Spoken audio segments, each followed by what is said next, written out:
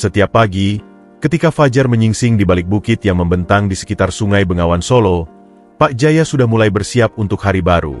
Ia mengenakan topi usang yang telah terdebu, dan menyiapkan sampan kayunya yang sudah banyak tergores. Lautan air di sungai yang lebar itu selalu memberi harapan baru baginya, meskipun kadang air yang deras membawa hasil yang tidak menentu. Bu Umi, yang selalu setia di rumah, mengawasi suaminya dari jauh. Di dapur, ia meracik lauk sederhana dari hasil bertani kecil yang mereka miliki. Meski tidak banyak, makanan yang dimasak Bu Umi selalu penuh dengan rasa kasih sayang. Bu Umi tahu betul betapa kerasnya kehidupan mereka, tetapi ia tak pernah mengeluh. Ia justru lebih sering tersenyum kepada Pak Jaya, memberikan semangat tanpa kata, dan itulah yang membuat Pak Jaya tetap kuat. Sementara itu, Ardi, meski sering jatuh sakit, tetap ceria dengan caranya sendiri. Ia sangat suka bermain di halaman rumah kecil mereka, meski tubuhnya yang lemah tidak memungkinkannya untuk berlarian seperti anak-anak lainnya. Namun, Ardi selalu menemukan kebahagiaan dalam hal-hal sederhana. Ia senang membantu ibunya di dapur, atau menolong ayahnya saat mengambil air dari sumur. Di saat-saat tertentu, saat Pak Jaya kembali ke rumah dengan tangan kosong, keputusasaan merayap dalam dirinya. Namun, dia selalu mendapat kekuatan dari melihat Ardi yang tersenyum meskipun sakit, dan dari kelembutan hati Bu Umi yang tetap penuh cinta. Itulah yang membuatnya terus berjuang, meski lelah tak jarang menggerogoti tubuhnya. Malam hari menjadi waktu bagi keluarga ini untuk berkumpul. Mereka duduk bersama di ruang tamu kecil yang sudah cukup untuk mereka berdua, sambil menatap langit yang penuh bintang. Ardi sering bertanya tentang kehidupan dan sungai yang mengalir panjang di depan rumah mereka. "Pak, apakah sungai itu bisa membawa kami ke tempat yang lebih baik?" tanyanya, dengan mata yang penuh harapan. Pak Jaya selalu tersenyum dan menjawab dengan lembut, "Sungai ini membawa kita ke banyak tempat, Nak. Tapi kita juga harus berusaha dan berharap." Meskipun kehidupan mereka penuh dengan tantangan, dalam keheningan malam itu, mereka merasa lebih kaya dari apa yang tampak. Mereka memiliki cinta satu sama lain, dan itu adalah harta yang tak ternilai. Setiap hari, meski harus bekerja keras dan menghadapi kesulitan, mereka tahu bahwa harapan selalu ada, dan itu cukup memberi mereka kekuatan untuk terus bertahan. Namun, Pak Jaya tidak bisa menahan harapan yang semakin besar di dalam hatinya. Ia tahu, meskipun mereka bahagia dengan apa yang mereka miliki, kehidupan ini bisa lebih baik lagi. Ia selalu berpikir tentang masa depan Ardi, yang harus tumbuh dengan penuh harapan dan kesehatan. Harapan itu semakin kuat setiap kali melihat tubuh Ardi yang rapuh. Itulah yang membuat Pak Jaya terus berdoa setiap malam, berharap agar suatu hari nasib mereka berubah. Di tepi Sungai Bengawan Solo, kehidupan mereka mungkin sederhana, tapi setiap hari adalah kesempatan baru untuk meraih harapan yang lebih besar, dan itulah yang menjadi pegangan hidup mereka. Hari itu, angin bertiup tenang di sepanjang Sungai Bengawan Solo, seolah ikut merasakan harapan yang baru tumbuh dalam hati Pak Jaya. Setelah menyiapkan peralatan, ia meluncurkan sampannya ke perairan yang jernih. Dengan tangan cekatan, ia mulai mengayuh, menjauh dari rumah dan menuju titik tempat biasa ia melaut. Hati Pak Jaya sedikit berdebar. Hari ini ia merasa ada yang berbeda. Pak Jaya tahu bahwa hidupnya sebagai nelayan memang keras. Kadang ia hanya mendapat sedikit ikan, kadang bahkan tak ada sama sekali. Namun, semangat untuk memberikan yang terbaik bagi keluarganya selalu mengusir rasa lelah. Tak jarang, ia bertahan lebih lama di tengah sungai, berharap bisa mendapatkan tangkapan yang cukup. Ketika ia tengah melayangkan jaringnya ke dalam air, sesuatu yang aneh terjadi. Jaring yang biasanya mudah ditarik terasa lebih berat, seakan ada sesuatu yang menahan dari dalam. Pak Jaya, yang sudah terbiasa dengan gerakan jaring, merasa ini bukanlah ikan biasa. Dengan penuh kekuatan, ia menarik jaring itu, dan matanya terbuka lebar begitu melihat apa yang terperangkap di dalamnya. Seekor ikan emas bersinar terang di dalam jaring, seolah-olah memantulkan cahaya matahari yang memancar di permukaan air. Ikan itu melompat-lompat dengan lincah, bergerak seolah ingin bebas. Pak Jaya segera membawa ikan itu pulang ke rumah, untuk ia perlihatkan kepada anak dan istrinya. Sesampainya di rumah, baru dimasukkan ke dalam toples tiba-tiba terdengar suara lembut. "Tolong lepaskan aku." Pak Jaya terkaget mendengar suara yang keluar dari ikan emas tersebut. "Aku akan mengabulkan 3 permintaanmu, jika kamu melepaskanku kembali ke dalam sungai." Bu Umi yang ada di sebelah Pak Jaya terkejut. "Pak, suara apa itu?" Pak Jaya tertegun, tak bisa mempercayai apa yang baru saja ia dengar. Ikan emas yang berada di hadapannya begitu indah, dengan sisik yang berkilauan dan ekor yang bergetar dengan lembut. Pak Jaya menundukkan kepalanya sejenak, mencoba memahami apa yang terjadi. Setelah beberapa detik yang terasa seperti waktu yang panjang, Pak Jaya akhirnya berbicara. "Apa yang harus aku lakukan? Aku hanya seorang nelayan miskin, dan hidup kami selalu penuh perjuangan. Apa yang harus aku minta?" Ardi yang tampak lemas berada di gendongan sang ibu juga ikut menimpali. "Benarkah ikan emas tersebut bisa berbicara, Pak?" Pak Jaya menjawab perkataan istri dan anaknya. "Ikan ini benar-benar ajaib karena bisa berbicara." Ikan emas itu berkata, "Hidupmu memang penuh dengan tantangan. Tapi aku percaya, kamu tahu apa yang terbaik untukmu dan keluargamu. Tentukan permintaan pertama." Dengan hati yang penuh harapan, Pak Jaya berpikir sejenak. Tiba-tiba, keinginan itu datang begitu saja. "Aku berharap hidup kami bisa lebih baik. Aku ingin rumah kami lebih layak dan kehidupan kami berubah menjadi lebih baik," kata Pak Jaya dengan suara mantap. Ikan emas itu mengangguk, dan dalam rumahnya berubah. Pak Jaya melihat sekelilingnya, dan apa yang dilihatnya membuatnya terkejut. Rumah sederhana mereka, yang dulu terbuat dari bambu rapuh, kini telah berubah menjadi sebuah rumah yang indah, berdinding kayu yang kokoh, dan atap yang tidak bocor. Taman kecil di halaman rumah juga kini terawat dengan baik, dan segala kebutuhan yang dulu sulit mereka dapatkan kini terasa mudah. Pak Jaya hampir tak bisa menahan air matanya, bahkan Bu Umi sudah menangis terseduh-seduh, karena tidak percaya dengan apa yang ia lihat. Ia tak pernah membayangkan akan mengalami perubahan seperti ini. Dalam kesederhanaannya, ia merasa sangat diberkati.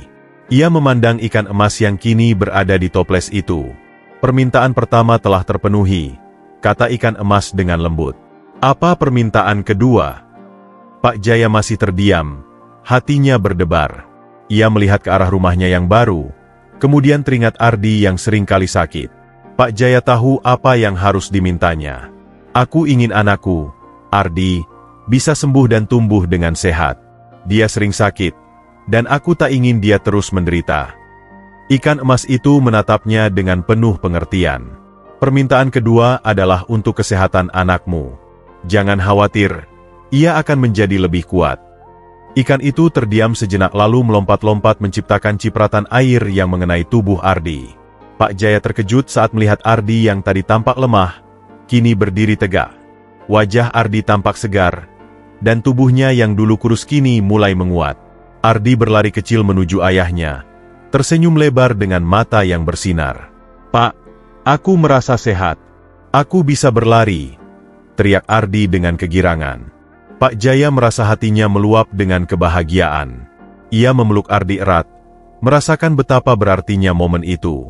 "Terima kasih ikan emas," bisiknya dengan suara penuh syukur.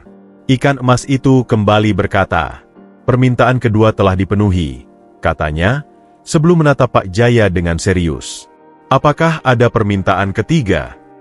Pak Jaya terdiam sejenak, merenungkan kata-kata ikan emas.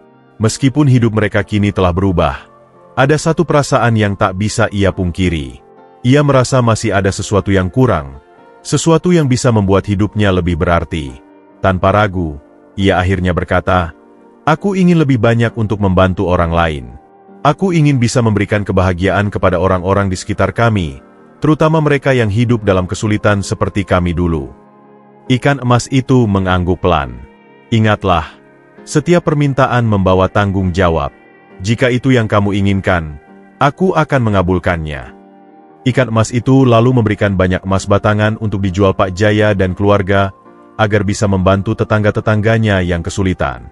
Setelah mendapatkan itu semua, Pak Jaya bergegas kembali ke sungai untuk melepaskan ikan emas ajaib tersebut. Pak Jaya pulang dengan rasa penuh syukur, tetapi ada sedikit kekhawatiran yang ia takutkan. Setelah perubahan besar yang terjadi di rumah mereka, kehidupan keluarga Pak Jaya tampak lebih baik. Rumah yang dulunya reot kini telah berubah menjadi tempat yang nyaman untuk tinggal. Ardi yang dulu lemah dan sering terbaring kini bisa bermain dengan riang, berlari-lari kecil di halaman yang luas. Namun, meskipun semua itu terjadi, Pak Jaya tak bisa melepaskan perasaan cemas yang menggelayuti hatinya. Meskipun tubuh Ardi kini lebih sehat dan kuat, Pak Jaya tahu bahwa kesulitan yang dihadapi anaknya selama ini tak sepenuhnya hilang begitu saja. Penyakit yang sering menyerang tubuh kecil Ardi, yang kadang datang tanpa diduga, masih menghantui keluarga ini. Pak Jaya ingin lebih dari sekadar kesehatan fisik untuk Ardi. Ia ingin masa depan yang cerah, bebas dari kekhawatiran. Suatu pagi yang cerah, Pak Jaya duduk di tepi sungai, menatap air yang mengalir dengan tenang. Ia merenung, teringat semua perjuangan yang telah dilalui bersama Umi dan Ardi. Air sungai yang terus mengalir seolah memberi jawaban bahwa hidup harus terus berjalan, apapun yang terjadi. Namun, hati Pak Jaya tetap tak tenang. Ardi, anaknya, adalah segalanya baginya, dan meskipun ia sudah terlihat sehat, Pak Jaya tidak bisa melupakan masa-masa sulit yang telah mereka lalui. Ardi, nak, Pak Jaya memanggil putranya yang tengah bermain di halaman. Bapak ingin berbicara. Ardi mendekat dengan wajah ceria. Ada apa, Pak? Tanya Ardi dengan senyum yang lebar. Pak Jaya menatapnya dengan penuh kasih, namun juga dengan kekhawatiran yang terpendam. Kamu tahu, nak, meskipun kamu sekarang lebih sehat, Bapak selalu takut sesuatu yang buruk bisa terjadi. Bapak ingin kamu selalu kuat, selalu bahagia, dan tidak perlu merasakan sakit lagi. Ardi menatapnya dengan serius, seolah memahami apa yang dirasakan oleh ayahnya. Pak, aku baik-baik saja. Aku bisa bermain dan berlari sekarang. Bapak jangan khawatir lagi ya. Ardi mencoba menenangkan ayahnya, meski ia sendiri tak bisa sepenuhnya mengerti perasaan ayahnya yang penuh kecemasan. Pak Jaya tersenyum, namun senyum itu terasa pahit. Tapi Bapak tetap khawatir, nak. Bapak tidak ingin kamu kembali sakit. Bapak tidak ingin kamu menderita lagi. Perasaan cemas itu menggerogoti pikiran Pak Jaya sepanjang hari. Meskipun semua tampak baik-baik saja, hatinya masih tak bisa tenang. Ia memikirkan bagaimana nasib Ardi di masa depan. Bagaimana jika Ardi jatuh sakit lagi? Bagaimana jika kekuatan tubuhnya yang baru mulai pulih itu hilang begitu saja? Pak Jaya tahu, ia harus melakukan sesuatu. Malam harinya, ketika semua sudah terlelap, Pak Jaya kembali mendayung sampannya menuju Sungai Bengawan Solo. Air sungai yang tenang seperti menjadi tempat untuknya merenung dan mencari jawaban atas keraguannya. Pak Jaya mengayuh sampannya lebih jauh dari biasanya, menuju bagian sungai yang lebih dalam, tempat pertama kali ia bertemu dengan ikan emas ajaib itu. Sekarang aku tahu apa yang harus aku minta, gumam Pak Jaya kepada dirinya sendiri. Aku ingin anakku, Ardi, benar-benar sembuh. Aku ingin dia memiliki masa depan yang cerah, tanpa takut jatuh sakit lagi. Di tengah kesunyian malam, suara lembut itu kembali terdengar. Jaya, kembali lagi kau mencari jawaban, bukan? Pak Jaya menoleh dan melihat ikan emas muncul dari kedalaman sungai. Keberadaannya yang bercahaya lembut memantulkan sinar bulan, membuat semuanya terasa magis. Tanpa ragu, Pak Jaya berkata, "Ikan emas, aku ingin permintaan kedua yang lebih besar. Aku ingin anakku, Ardi, memiliki kekuatan dan kesehatan yang tidak akan tergoyahkan lagi. Aku ingin dia tumbuh tanpa rasa sakit, menjadi anak yang kuat dan bahagia." Ikan emas itu terdiam sejenak, seolah merenungkan permintaan Pak Jaya. Kesehatan bukanlah hal yang mudah untuk dijanjikan. Tapi, jika itu yang kamu inginkan untuk anakmu, aku akan berikan. Namun, ingatlah bahwa hidup selalu memiliki tantangannya sendiri. Sehat tubuhnya, tetapi hidup tidak selalu bisa bebas dari kesulitan. Pak Jaya mengangguk. Meskipun ia tahu bahwa kehidupan tak akan pernah sempurna. Namun, keinginan untuk melihat Ardi tumbuh dengan sehat dan kuat lebih besar daripada segalanya. Aku tahu, ikan emas. Aku hanya ingin memberi kesempatan terbaik bagi anakku. Ikan emas itu tersenyum dan mengangguk. Dengan gerakan lembut, ikan itu melompat ke air dan kembali ke dalam kedalaman sungai. Tak lama setelah itu, Pak Jaya merasa ada yang berbeda. Suatu kehangatan menyebar di udara malam yang sejuk. Ia mendayung sampannya kembali menuju rumah. Keesokan harinya, saat Pak Jaya membuka pintu rumahnya, ia terkejut melihat Ardi sudah bangun lebih pagi dari biasanya. Anak itu tampak lebih segar dari sebelumnya, berlari-lari di halaman tanpa tanda-tanda kelelahan. Ardi terlihat lebih energik, seolah-olah kehidupan baru telah masuk dalam dirinya. "Lihat, Pak," Ardi berteriak dengan senyum lebar. Aku bisa berlari lebih cepat sekarang. Pak Jaya hampir tak bisa mempercayai apa yang dilihatnya. Ardi yang dulunya sering kelelahan hanya setelah beberapa langkah kini tampak lebih kuat dan penuh semangat. Pak Jaya mendekat dan memeluk anaknya dengan hangat, berterima kasih kepada ikan emas yang telah mengabulkan permintaannya. Namun, meskipun kebahagiaan itu membuncah dalam dada Pak Jaya, ia tak bisa menahan perasaan cemas yang masih tersisa. Walaupun kesehatan Ardi sudah membaik, Pak Jaya tahu bahwa kehidupan mereka belum selesai dengan ujian dan tantangan. Dan meskipun ia merasa sangat bersyukur, hatinya tetap berharap untuk sesuatu yang lebih besar lagi. Ia hanya ingin memastikan bahwa semua yang ia lakukan untuk keluarganya tak sia-sia, dan bahwa masa depan Ardi akan penuh dengan kebahagiaan dan kesuksesan yang sejati. Seiring berjalannya waktu, hidup Pak Jaya dan keluarganya memang berubah drastis.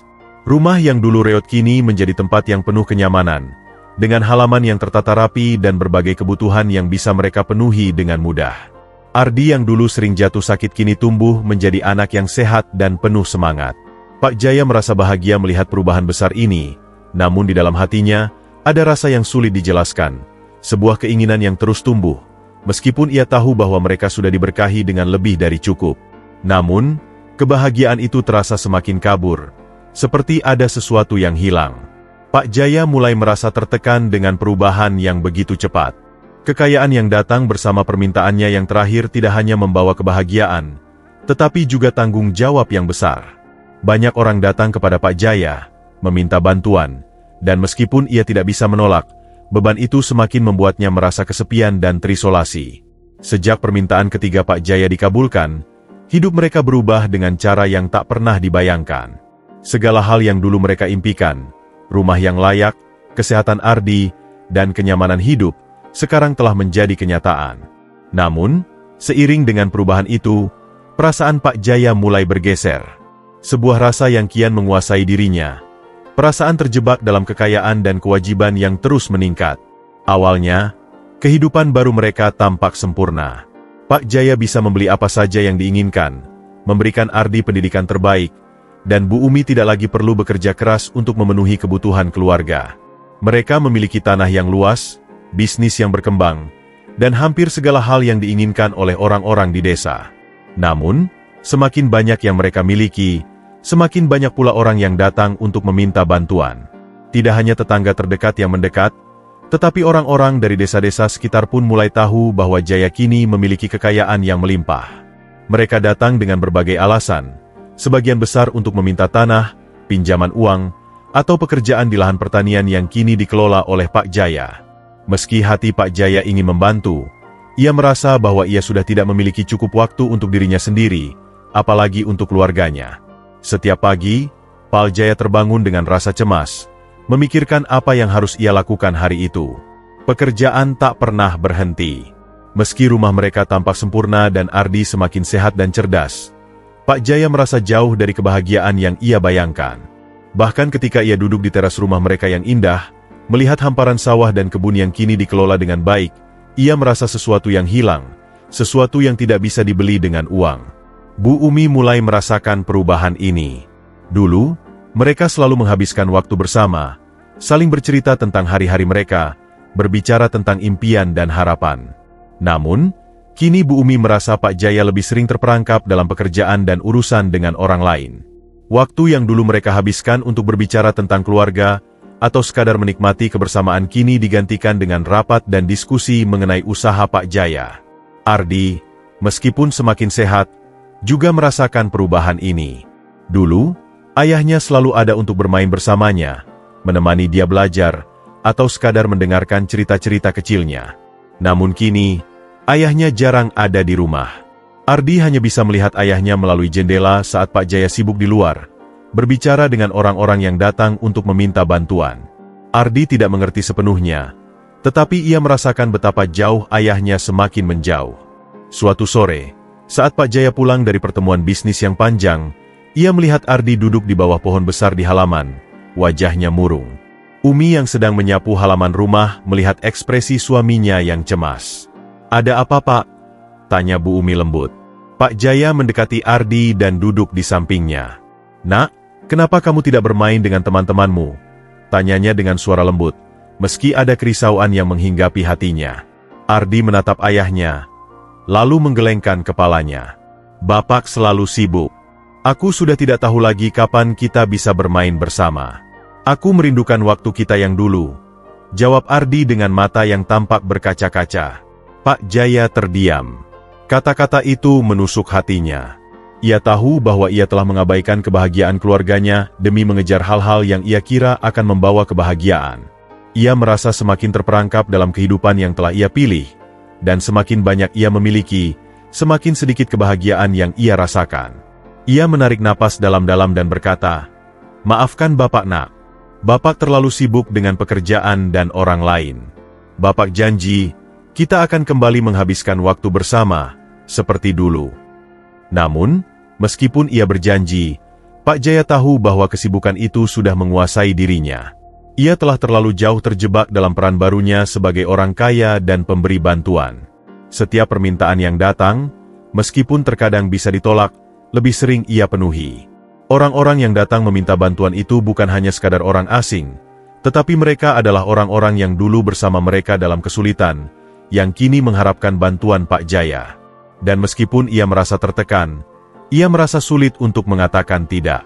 Keinginan untuk membantu orang lain, untuk menjadi orang yang dihormati, telah membuatnya lupa pada kebahagiaan sejati.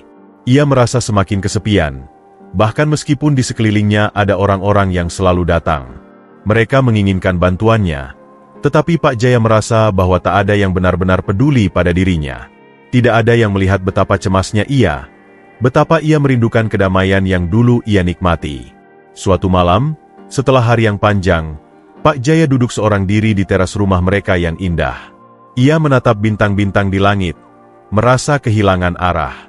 Ia merasa bahwa segala yang ia impikan telah tercapai, namun tidak ada kebahagiaan sejati di dalamnya.